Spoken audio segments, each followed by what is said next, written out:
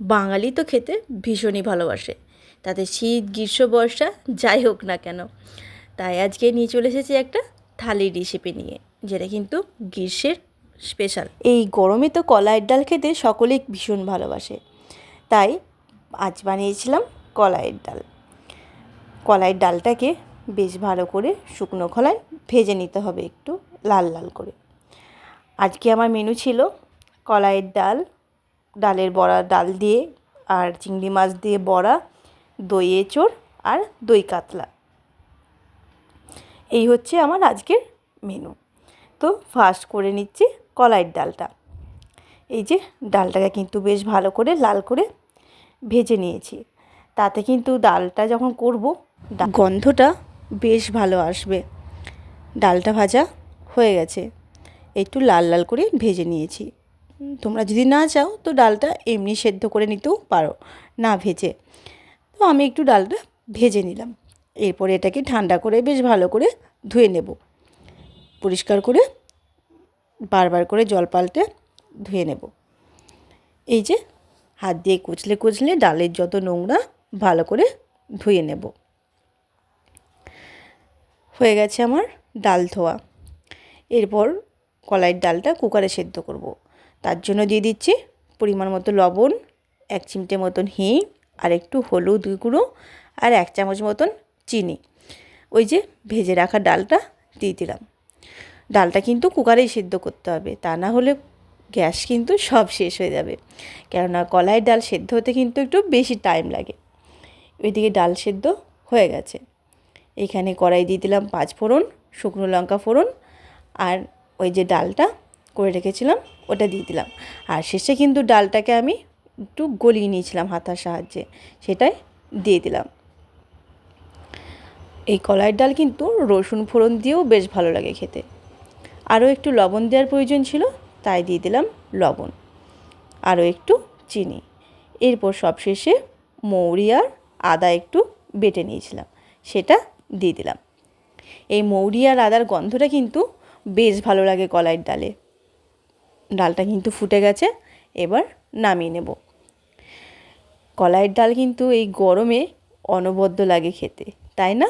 কলাইয়ের ডাল আর আলু পোস্ত, আর একটু যদি আমের চাটনি হয়, উফ, তাহলে কিন্তু গ্রীষ্মের দুপুরটা জমে যাবে।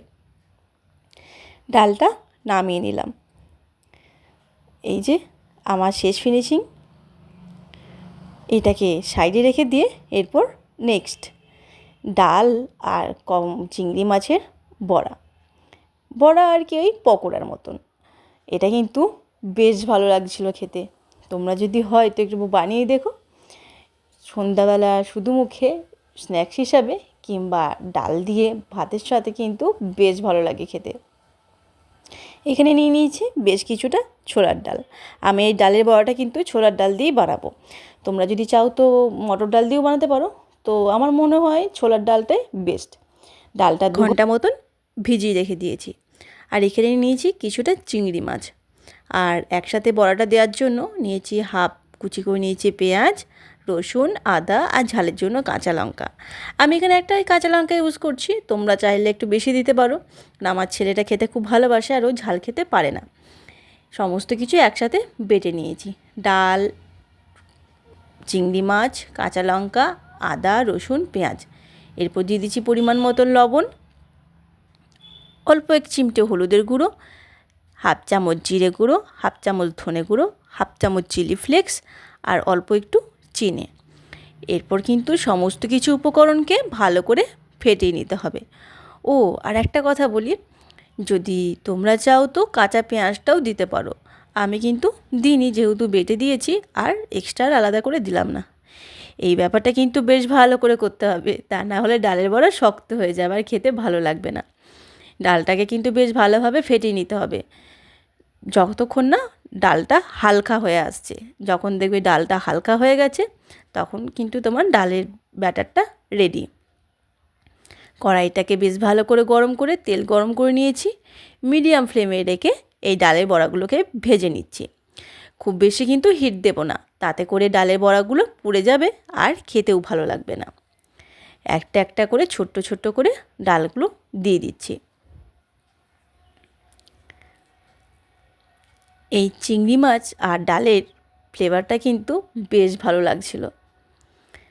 তোমরাও কিন্তু একবার ট্রাই করো আর কিন্তু জানিও কেমন লাগলো খেতে। যতটা হয় ততটাই কড়াইয়ের মধ্যে সাজিয়ে দিয়েছি। একটা পিঠ হয়ে গেছে, এবার ওপর পিঠটা পাল্টে দিচ্ছি। গ্যাসের ফ্লেম কিন্তু একদম হাই করা যাবে না, মিডিয়াম ফ্লেমে রেখে ডালের বড়াগুলো মুচমুচে করে ভেজে নিতে হবে।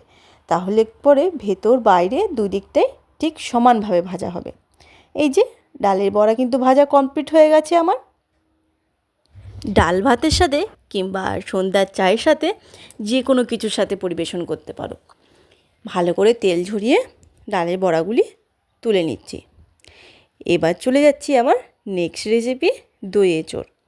দই এঁচোড় বানানোর জন্য এখানে কিছু গোটা গরম মশলা নিয়েছি, যেমন এই যে গোটা ধনে, গোটা জিরে, একটা জায়ফল, কয়েকটা এলাচ, কয়েকটা লবঙ্গ, শামরিচ, গোলমরিচ, মৌরি, শুকনো লঙ্কা আর দারচিনি।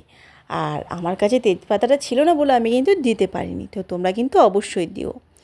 এই গোটা গরম মশলাগুলোকে কিছুটা শুকনো খোলায় ভেজে ঠান্ডা করে তারপর গুঁড়ো করে নেব। এদিকে একটা কড়াইয়ে সর্ষের তেলটাকে বেশ ভালোভাবে গরম করে নিয়েছি। তারপর সেদ্ধ করে রাখা এঁচোড়টাকে দিয়ে হালকা করে একটু ভেজে নেব। দিয়ে দিচ্ছি সামান্য একটু হলুদের গুঁড়ো আর অল্প একটু লবণ, তো আগেই দিয়েছি। এই লবণ আর হলুদ দিয়ে এঁচোড়টাকে যদি একটু ভেজে নেওয়া হয় তাতে কিন্তু রান্নার স্বাদটা কিন্তু বেশ ভালো লাগে। আর এঁচোড়টা এখানে আমি সেদ্ধ করেই ব্যবহার করছি। এঁচোড়টা ভাজা হয়ে গেছে, এবার এটা তুলে রাখছি। ওই কড়াইয়ে দিয়ে দিচ্ছি আবারও কিছুটা সর্ষের তেল। এরপর দিয়ে দিচ্ছি কিছু গোটা গরম মশলা আর 1 চামচ মতন গোটা জিরে। ফোড়নটাকে নাড়াচাড়া করে সুন্দর একটা মিষ্টি গন্ধ বেরিয়ে এলে দিয়ে দিচ্ছি কিছু আলু। আলুটাকে কিন্তু বেশ লাল লাল করে ভেজে নেব। তার আগে দিয়ে দিচ্ছি এখানে লবণ, হলুদের গুঁড়ো আর কাশ্মীরি লঙ্কার গুঁড়ো। সমস্ত কিছুকে মিশিয়ে নিয়ে আলুটাকে ঢাকা দিয়ে সেদ্ধ করে নেব বা ভেজে নেব। আমাদের এঁচোড় কিন্তু যেহেতু আগের থেকে সেদ্ধ আছে, তাই আলুটাকে কিন্তু বেশ ভালো করে ভেজে সেদ্ধ করে নিতে হবে। এখানে যে মশলাটা ড্রাই রোস্ট করে রেখেছিলাম সেটাকে গুঁড়ো করে নিলাম। এই যে ঠিক এই রকম হয়েছে। এখানে নিয়ে নিয়েছি দই এঁচোড় বানানোর জন্য বেশ কিছুটা দই।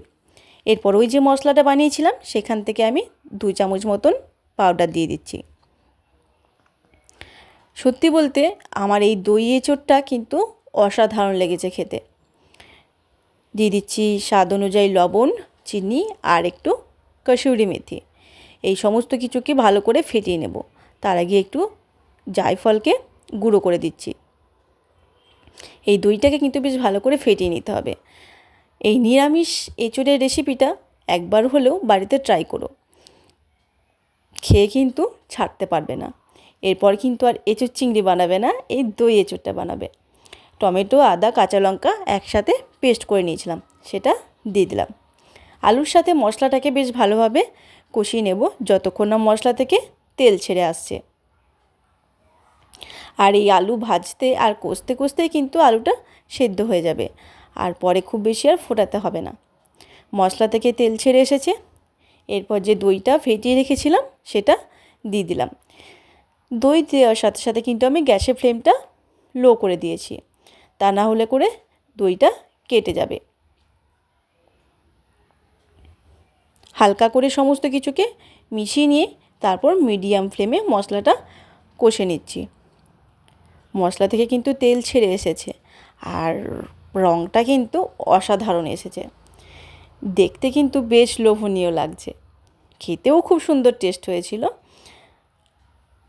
এই যে তেল ছেড়ে এসেছে আমার, কষানো কমপ্লিট। এরপর ভেজে রাখা এঁচোড়টা দিয়ে দিলাম। ভেজে রাখা এঁচোড়টা দিয়ে মশলার সাথে এপিঠ ওপিঠ ভালো করে কষিয়ে নিয়ে তারপরে দিয়ে দেব পরিমাণ মতন জল। এখানে কিন্তু আমি খুব বেশি পরিমাণ জল দেব না, দই এঁচোড়টা একটু মাখো মাখো হয়। আর আগের থেকে আমার এঁচোড়টা সেদ্ধ হয়ে আছে আর আলুটাও কিন্তু অনেকটা সেদ্ধ হয়ে গেছে, তাই খুব বেশি কিন্তু ফোটাতে লাগবে না।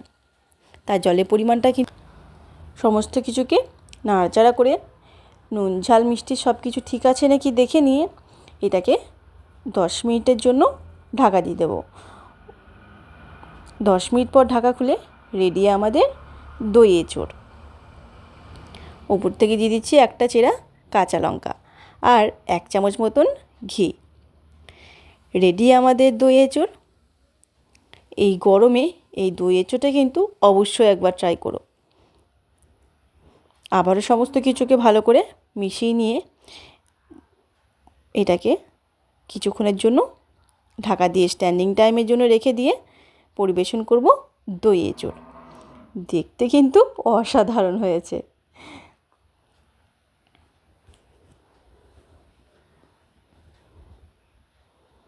তোমরা কিন্তু কমেন্ট করে জানিও যে তোমাদের কেমন লাগলো আজকের এই দই এঁচোড়ের রেসিপিটা। এটা কিন্তু এঁচোড়ের রেসিপিটা খেয়ে কিন্তু বুঝতেই পারবে না যে এটা নিরামিষ। তাই এঁচোড় চিংড়িকে হার মানাবে এই দই এঁচোড়ের রেসিপিটা। তাহলে কমেন্ট করে কিন্তু অবশ্যই জানিও কেমন লাগলো আমার আজকের এই দই এঁচোড়। এরপর আমার নেক্সট রেসিপি দই কাতলা। এই গরমে এই দই কাতলা কিন্তু একবার যদি বানাও তো বারবার এটাই বানাবে। এখানে আমি 6 পিস মতন কাতলা মাছের গাদা নিয়েছি। মাছটাকে ভালো করে ধুয়ে পরিষ্কার করে নিয়েছি। দই কাতলা বানাবো তো তাই কিন্তু আর হলুদ দিচ্ছি না, শুধুমাত্র লবণ দিয়ে মাছটাকে ভালো করে ম্যারিনেট করে নিচ্ছি। এটাকে 10 মিনিটের জন্য সাইডে রেখে কিছু মশলা রেডি করে নেব। এই যে মৌরি আর আদা একসাথে একটা মিহি পেস্ট করে নেব।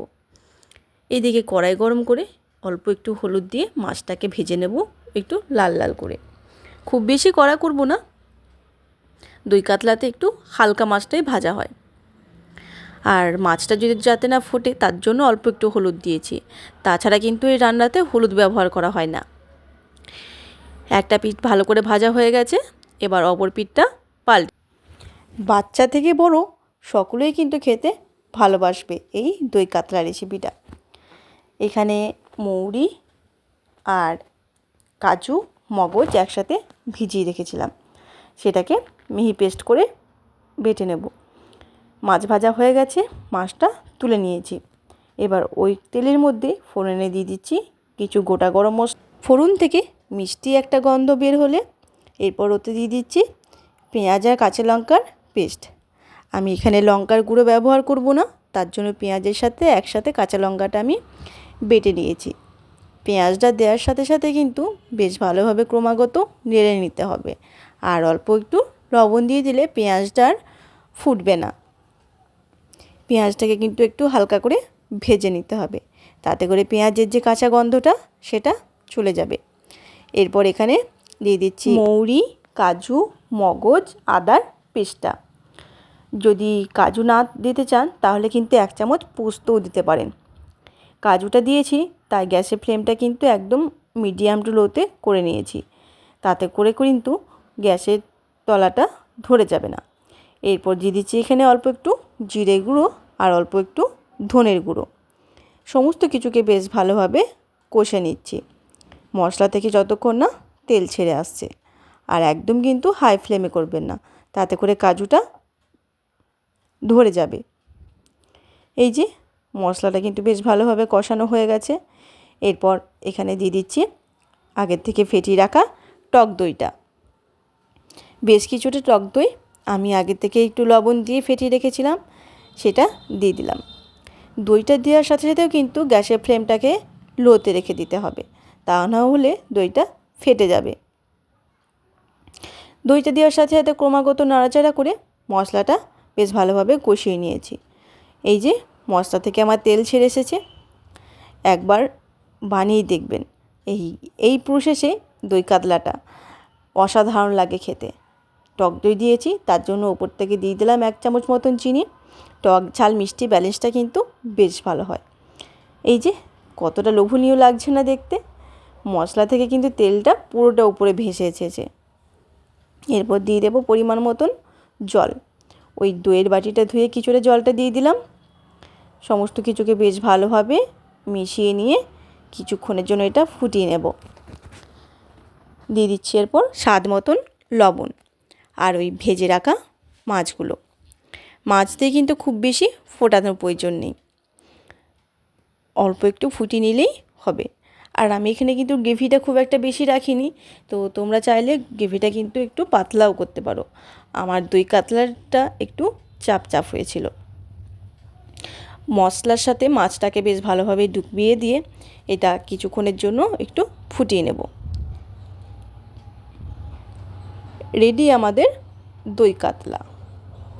এই যে দেখো কেমন কালারটা এসেছে। ভাতের সাথে কিন্তু এই দই কাতলাটা এই গরমে বেশ ভালো লাগে।